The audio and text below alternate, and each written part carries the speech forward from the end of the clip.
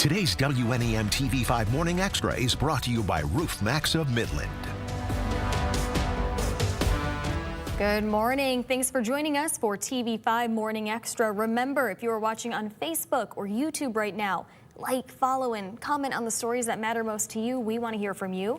I'm Lauren Piesco. And I'm Christine Winter. It is cold outside. We have some school closings, an outage. Let's go right to First Alert meteorologist Matthew Mondro. Yeah, Christine, Lauren, this has been the coldest morning of this week. There's actually a cold weather advisory for the entire TV5 area. It goes until 10 o'clock this morning. This will also result in the daytime today being the coldest day of this week. So really just like the last bunch of days here, make sure you are bundled up with all of that cold weather gear here for the daytime. But again, cold weather advisory until 10 this morning for our entire area. It's minus 20 right now in Caro. That's been our coldest temp that we've seen so far. Minus 18 in Lapeer, minus 12 in Flint as well. So just keep that in mind. Very cold as we start off the day. Fortunately, the wind has been pretty calm this morning though. So wind chills are actually about the same as those air temps, and we don't expect much wind for today, but it is just downright cold thanks to the clear skies that we've had overnight. But with the school closings, that full list is at WNEM.com. We have seen about 32 districts impacted by the cold weather. And today marks day number 13 since we've had any above freezing temps in mid-Michigan. So pretty impressive stretch. We'll keep adding to the tally through the weekend and next week too. And also just want to bring to you this water main break. This is in Bay City on Jenny between Winona and Euclid. So that's heading west on Jenny towards Euclid. That water main break has completely blocked all lanes there on Jenny. So a spot to avoid for now. Lauren, Christine, back to you. All right, let's take a look at that outage we mentioned. This is a live look at the Consumers Energy outage map. And the utility is reporting more than 700 homes and businesses without power in Saginaw Township between Shattuck and Tittabawassee roads. Yeah, that estimated time of restoration now looking like noon. According to Consumers Energy, equipment issue is blamed for that outage. It was reported earlier this morning. Stay with TV5 on the latest updates. Just a quick reminder, as this week is going to be very cold weather, make sure that you're checking on your neighbors, especially the elderly and the vulnerable. Such an important message from the Elder Abuse Task Force of the Genesee County Sheriff's Office. It says you can make a big difference by offering to do simple things like going to the store, shoveling a sidewalk, or putting salt down. Developing news, Saginaw police have identified a so-called person of interest in a man's death. Earlier this week, officers were called to a home on Morrison Street near Court Street early Tuesday morning. That's where they found 49-year-old Armando Garcia with severe head injuries. He died at a local hospital. Police have not yet made an arrest, but say there's no threat to the community. Well, time to get out and vote. Next week, there is a special primary election on Tuesday for Michigan's open 35th Senate District. This covers Bay, Midland, and Saginaw counties and was vacated after U.S. Representative Kristen McDonald-Rivet was elected to Congress. The winning Democrat and Republican will face off in the general election May 5th. You can cast your ballot in person at the Saginaw County Early Voting Center. That's on Cass Street next to the courthouse anytime between 9 a.m. and 5 p.m. today, tomorrow, or Sunday. That's February 1st. Now, Bay and Midland counties are not offering early in-person voting for the special election primary. Hamilton Community Health Network planning its grand opening today at its new Burton campus, which has expanded to 2 buildings. Located on South Saginaw Street, the new site will house its first student health clinic, along with primary care, pediatric, and other services.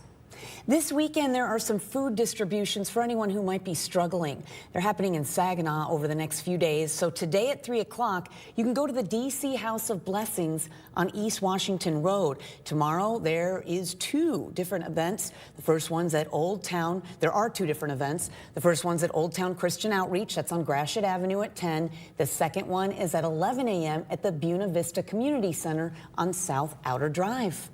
You are joining us live for TV5 Morning Extra. We're going to take a quick break. But when we come back, residents at a local mobile home park say they've been living without water for days. Now we'll look at the situation there. And remember, if you're watching on YouTube or Facebook or watching us on Instagram, be sure to follow us, like, comment on the stories that are important to you. Matthew has that bitterly cold temperature check for us in just a moment.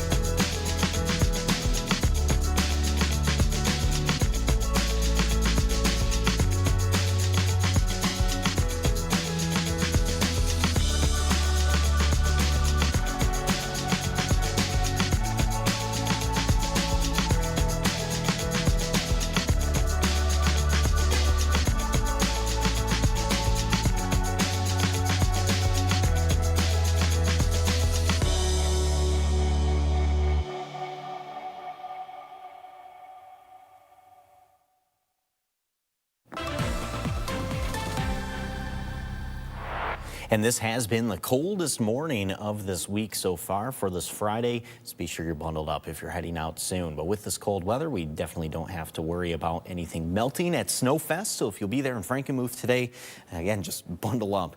Minus 11 even by 8 o'clock this morning in Frankenmuth. It will only get up to about 10 or 11 by the afternoon. We expect wind chills to only reach up to about 0 by this afternoon too. So again, just another cold day ahead of us. With all this cold weather, Great Lakes ice still doing pretty good overall though. 38.2% coverage as of this morning. So the numbers actually come back up a little bit compared to yesterday. And thanks to the clear skies yesterday too, some pretty cool satellite imagery. So we were able to very clearly see the ice on the Saginaw Bay.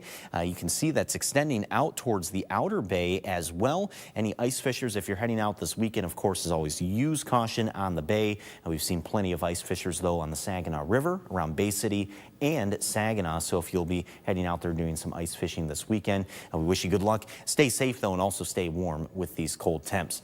Only up to about 15 or 16 tomorrow. We have low to mid-20s on Sunday, so a little bit warmer Sunday compared to Saturday. Partly cloudy tomorrow, then mostly sunny on Sunday. In fact, the only chance of snow this weekend is a little bit of light lake effect in the thumb on Saturday morning. For today, though, we'll start off with sunshine. Eventually, clouds will build back for the afternoon and the evening. Could see a stray flurry around dinner time today, and then once we go into tonight, we'll hold on to the clouds. But there's some of that lake effect for tomorrow. Again, really just seeing a couple of light snow showers in the thumb. Other than that, though, nothing too significant tomorrow for any snowfall. And then we're clearing out again as we go into tomorrow night. This is going to be a good weekend for snowmobilers. Of course, plenty of snow, even right here in mid-Michigan, at least to get out and maybe ride some ditches. If you will be skiing this weekend too, Mount Holly, Mount Brighton, we are tracking some good conditions conditions at those ski resorts too. Pretty good base built up for both of those areas. In northern Michigan, of course, there's no shortage of snowfall there. They've had plenty of lake effect through this week. First Alert 7-day forecast does have more 20s as we go into next week. So next week, still below freezing. Just not quite the deep freeze like we had this week. There's also a chance of snow showers on Monday and then another one Thursday night into Friday. So we'll be watching that for next week. But again, the key takeaway for next week is just that it won't be quite as cold as this week has been. We just want water. We want water. Frustration and desperation for people who live at Evergreen Whispering Pines in Midland County's Lee Township. It's a mobile home park that TV5 first reported on back in September of 2024 when neighbors complained of low water pressure. Now some, like Shanna Bradford, have no running water. I work in a kitchen, so I have to shower every day. And having to travel to my mom's over by the Bullet Creek High School is quite a bit in one of my big trucks, so gas has been expensive and inconvenience. I have 2 children also who I have to take to have showers every couple of days. They're boys, you know how stinky they get. She says her family has gone 2 weeks now without water. She and other neighbors say management is blaming them for not insulating their lines. But she showed us an email from the office manager of Water District Number 1 of Midland County. Says the problem is within the park, which did not upgrade its lines when it hooked up to the system. TV5 reached out to the owners of Evergreen Whispering Pines for comment. We have yet to hear back. In Bay County, state police are asking for your help as they search for a missing Pinconning woman. They say 37-year-old Candy Clem was last seen December 7th. Take a look. They say she's 4'9". She wears glasses, weighs about 90 pounds, and her left ear developed differently. You can call Pinconning police if you have information that could help find her. Clio police are asking for your help in identifying a man suspected of fraud. They say on December 30th, he used stolen credit card information to buy a new water heater and crimping tool from the Home Depot on Pearson Road. Clio police say he also appears to have presented fake identification bearing the victim's name with the suspect's likeness. If you know who this man is, you are asked to contact Clio police. Our local police officers are risking their lives to keep us safe, and we need to do everything we can to make sure that they are safe. That was Congresswoman Kristen McDonald-Rivet announcing $220,000 in federal funding for the Flushing Police Department. The money will go towards patrol vehicles, radios, bulletproof vests, and other safety equipment. Comes from McDonald-Rivet's Community Project Funding Initiative. A community meeting in Flint today will focus on the Mott Foundation's $600,000 grant for Genesee County Habitat for Humanity. It will provide funding of up to $20,000 per project. Now that meeting is happening at the Neighborhood Engagement Hub on Martin Luther King Avenue at 10 a.m. And in case you missed it, Chick-fil-A officially opens in Bay City next Thursday. Mark your calendars. The restaurant is located next to Applebee's on Wilder Road in Bangor Township, site of the former Kmart. It opens at 6:30 that morning. And if you wear something cow print, get a free entree.